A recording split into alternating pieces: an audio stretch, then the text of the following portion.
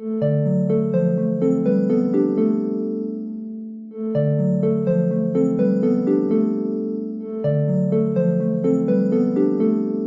je suis heureuse de vous retrouver pour cette nouvelle vidéo de la série Myosthésie plurielle.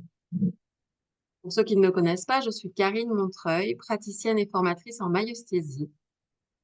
Et avec Aurélie Blanchet, nous proposons une série d'interviews de professionnels de l'accompagnement qui se sont formés à la myosthésie et qui expriment ce que la myosthésie leur a apporté dans leur pratique. Aujourd'hui, nous accueillons Marion Delis. Bonjour Marion. Bonjour Karine, bonjour tout le monde. Marion, donc tu es médiateur depuis 6 ans, tu t'es formée à la myosthésie en 2017, tu as été certifiée en 2020 et tu vas nous parler de ce que la myosthésie t'a apporté dans ta pratique professionnelle. Donc oui, ce que ça m'a apporté, en fait, ça m'a apporté une meilleure approche des personnes, une meilleure rencontre, quelque chose de plus profond dans l'accompagnement. Euh, voilà, ça m'a permis, en tout cas, moi, de voir les gens différemment, de les faire sortir de la représentation que j'avais du personnage social que je pensais qu'il jouait, parce que c'est vraiment du ressenti de ma part, Hmm, et donc de les approcher avec beaucoup plus de bienveillance et d'humanité. hmm. Est-ce que tu peux nous raconter comment tu as découvert la myosthésie, quelle a été cette rencontre et en quoi elle t'a séduite, interpellée? C'était une très belle rencontre. C'était lors d'un stage en communication non violente. Il y avait deux jeunes hommes qui se formaient à la myosthésie, qui m'en ont parlé. Et là, j'ai eu des étoiles dans les yeux. J'ai trouvé ça, ça m'a tout de suite parlé. Vraiment, j'ai eu un coup de cœur pour ce que j'imaginais de cette approche. Et à l'époque, j'étais suivie, je ne sais pas si on dit ce mot-là, mais en IFS, Internal Family System, où on parle de part de soi, de pompier, de gardien, et c'est vraiment un protocole. C'est Hmm, assez, je trouve, assez dogmatique. C'est une liste de questions qui défile. Et donc, moi, je savais au bout d'un moment, au bout de plusieurs séances, je savais quelles questions on allait me poser. Donc, j'étais plus du tout avec moi-même, j'étais dans le mental. hmm, Et la myosthésie, c'est complètement différent, c'est libre. On va vraiment au fil de l'eau, on s'adapte à la personne, vraiment on y va, on fait confiance à la personne et on ne cherche pas à l'orienter vers quelque chose. hmm. Ça m'a énormément plu. Du coup, ça t'a donné envie de te former. Oui. Ah oui, oui, oui. Tu as vu dans la myosthésie un atout supplémentaire par rapport aux compétences que tu avais déjà, c'est ça? Oui, oui, oui. Est-ce que tu peux nous dire, du coup, après ta formation, après t'être formée, comment tu as pu intégrer la myosthésie et en quoi ça a modifié ta posture que tu avais déjà au départ et avec une certaine expertise, du coup, qu'est-ce que ça a apporté? Dans mon activité de médiateur, Oui, oui, oui. euh, j'ai remarqué que les personnes, souvent quand elles étaient en conflit, c'était parce qu'elles n'étaient pas reconnues, qu'elles n'étaient pas entendues, alors que c'était souvent des problèmes de voisinage et donc elles faisaient du bruit. Et les voisins se plaignaient du bruit qui était fait, mais souvent ces personnes n'étaient tout simplement pas entendues. Hmm, Et le fait de venir en médiation, ne serait-ce que lors d'un entretien préalable à la médiation, où on informe les gens, où on recueille leur consentement, le simple fait d'être entendu par le médiateur, et surtout avec la myosthésie en plus, des compétences d'écoute bienveillante du médiateur, y a des personnes qui disaient bah non, j'ai plus besoin d'aller en médiation. J'ai été hmm. suffisamment entendue, suffisamment reconnue, et c'est bon, je suis cool maintenant, j'ai plus besoin du conflit.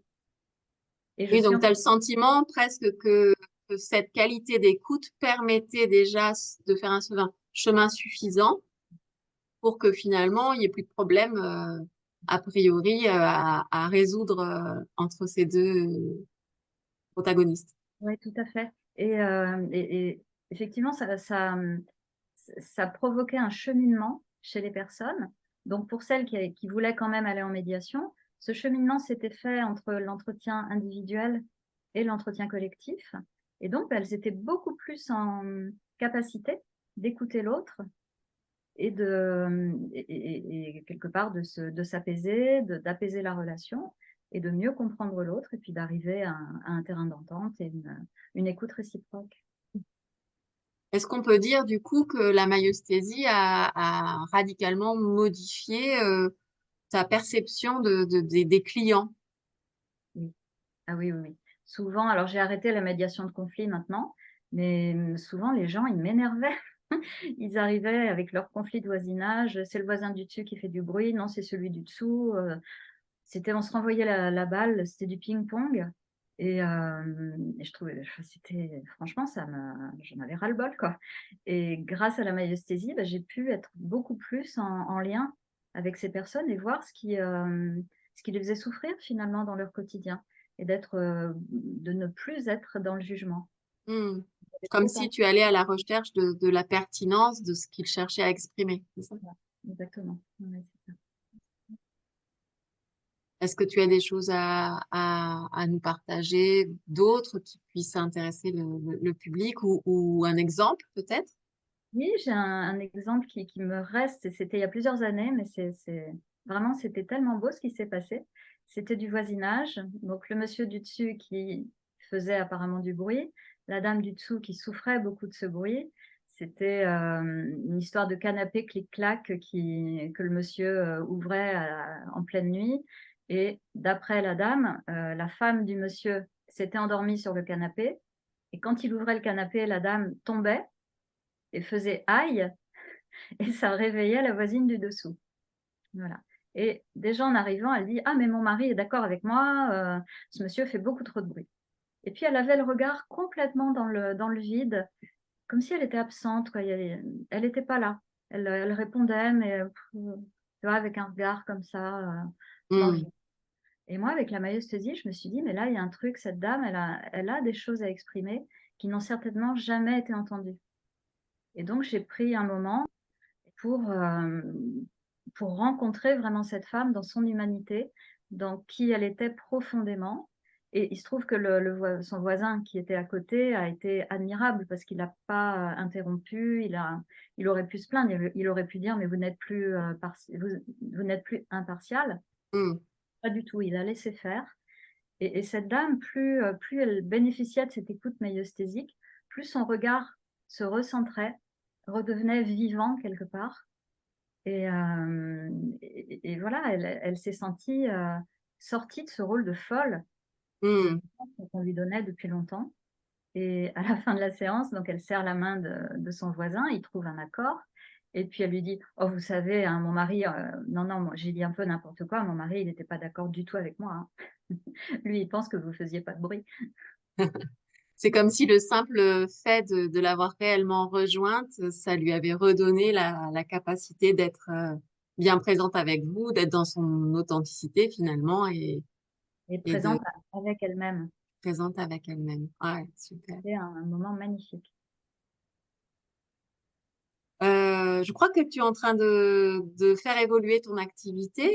Est-ce que tu veux nous en parler en deux mots? Oui, oui, oui.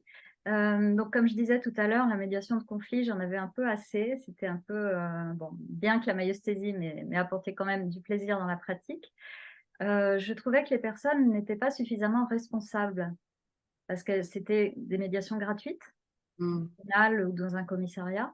Donc, elles n'étaient pas vraiment, elles se sentaient obligées de venir par le procureur ou par le commissaire, alors que non, la médiation, c'est un processus volontaire. Engagé. Et Hein. je perdais ma posture, en fait. Hmm.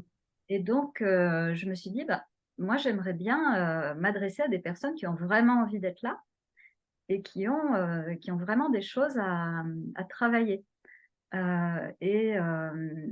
Bon, il se trouve que dans ma vie personnelle, il se passait des choses qui m'ont donné l'idée d'accompagner les personnes qui souhaitent s'associer, faire un partenariat, que ce soit personnel ou professionnel, pour leur permettre de vérifier si elles sont vraiment et vraiment, vraiment compatibles et complémentaires, et donc si elles sont faites les unes ou l'une pour l'autre. Hmm. C'est comme si ça permettait de prévenir des potentiels écueils ou au contraire de renforcer une association, c'est ça? Exactement. C'est un Et, nouveau métier et que dans le tu cas crées. Dans le cas où les personnes se disent: «Bon, c'est OK, on s'associe», il y a une partie d'apprendre à communiquer où on apprend à communiquer. Les personnes apprennent à communiquer et à, prévenir ou gérer leurs conflits. Mmh. Voilà, parce qu'il n'est pas question d'éviter les conflits, hein, évidemment, il y en a toujours, on est toujours, ça arrive.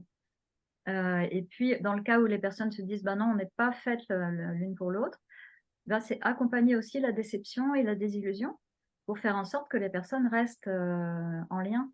Parce que bien Mmh. souvent, quand on veut, faire un partenariat avec quelqu'un, on tient à garder de bonnes relations. C'est des amis ou ça peut être un couple, enfin voilà, ou de la famille. Donc c'est important de garder le lien. Ah, super. Bah, je te souhaite en tout cas de développer cette activité qui a l'air de te tenir à cœur. Ouais, ouais, ouais. Merci beaucoup, Karine. Et pour conclure, j'ai une dernière question. Est-ce que tu pourrais nous dire en une phrase ce que représente pour toi la maïeusthésie? Alors la maïeusthésie pour moi, c'est tout sauf du hasard. C'est vraiment un rendez-vous. Comme le disait à peu près Paul Éluard, je crois. C'est vraiment ça, c'est un rendez-vous qui est arrivé au bon moment, Mmh. au meilleur moment possible en tout cas dans ma vie. Merci Marion, merci de tous ces partages. Merci beaucoup. Au revoir. Au revoir.